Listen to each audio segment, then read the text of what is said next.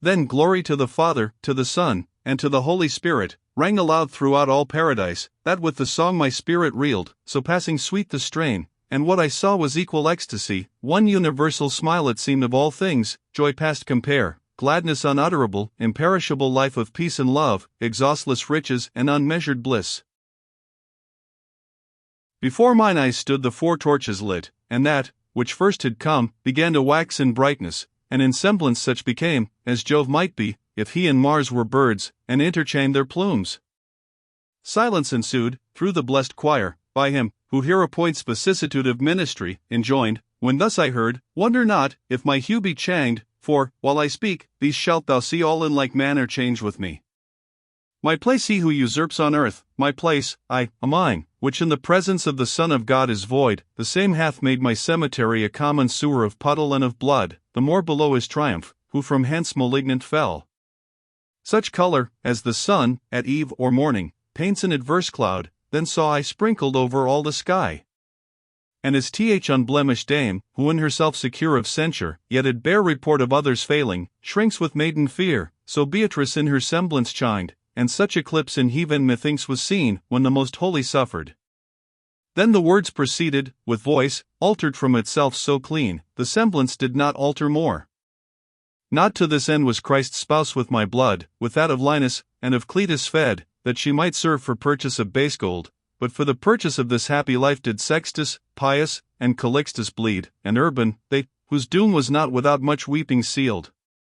No purpose was of our that on the right hand of our successors part of the Christian people should be set, and part upon their left, nor that the keys, which were vouchsafed me, should for ensign serve unto the banners, that do levy war on the baptized, nor I, for sigil marks set upon sold and lying privileges, which makes me oft to bicker and turn red. In shepherds' clothing greedy wolves below range wide o'er all the pastures. Arm of God! Why longer sleep'st thou? Corsines and Gascona prepare to quaff our blood. O good beginning, to what a vile conclusion must thou stoop! But the high providence, which did defend through Scipio the world's glory unto Rome, will not delay its succor, and thou, Son, who through thy mortal weight shall yet again return below, open thy lips, nor hide what is by me not hidden. As a hood of frozen vapors streams adown the air, what time the she-goat with her ski horn touches the sun, so saw either stream wide the vapors, who with us had lingered late and with glad triumph decked ethereal cope. Onward my sight their semblances pursued, so far pursued, as till the space between from its reach severed them, whereat the guide celestial, marking me no more intent on upward gazing, said, Look down and see what circuit thou hast compassed. From the hour when I before had cast my view beneath, all the first region overpast I saw, which from the midmost to the boundary winds, that onward thence from Gades I beheld the unwise passage of Laertes' son, and hitherward the shore, where thou, Europa, madst thee a joyful burden, and yet more of this dim spot had seen, but that the sun, a constellation often more, had ta'en his progress in the zodiac underneath. Then by the Spirit, that doth never leave its amorous dalliance with my lady's looks, back with redoubled ardor were mine eyes led unto her, and from her radiant smiles, when as I turned me, pleasure so divine did lighten on me, that whatever bait or art or nature in the human flesh, or in its limbed resemblance, can combine through greedy eyes to take the soul withal, were to her beauty nothing. Its boon influence from the fair nest of Leda wrapped me forth, and wafted on into the swiftest heaven. What place for entrance Beatrice chose, I may not say, so uniform was all, liveliest and loftiest. She my secret wish divant, and with such gladness, that God's love seemed from her visage shining, thus began, Here is the goal, whence motion on his race starts, motionless the centre, and the rest all emelvede around.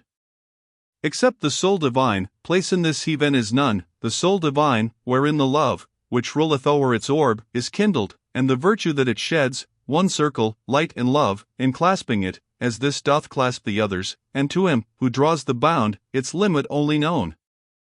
Measured itself by none, it doth divide motion to all, counted unto them forth, as by the fifth or half ye count forth 10. The vase, wherein time's roots are plumbed, thou sayest, look elsewhere for the leaves. O mortal lust! That canst not lift thy head above the waves which whelm and sink thee down. The will in man bears goodly blossoms, but its ruddy promise is, by the dripping of perpetual rain, made mere abortion. Faith and innocence are met with but in babes, each taking leave ere cheeks with down are sprinkled. He that fasts, while yet a stammerer, with his tongue let loose gluts every food alike in every moon. One yet a babbler, loves and listens to his mother, but no sooner hath free use of speech, than he doth wish her in her grave.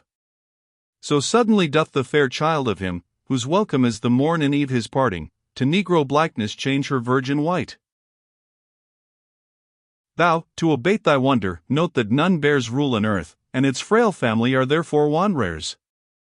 Yet before the date, when through the 100th in his reckoning drops pale January must be short aside from winter's calendar, these heathen wise fears shall roar so loud, that fortune shall be fain to turn the poop, where she hath now the prow, so that the fleet run onward, and true fruit, expected long, shall crown at last the bloom.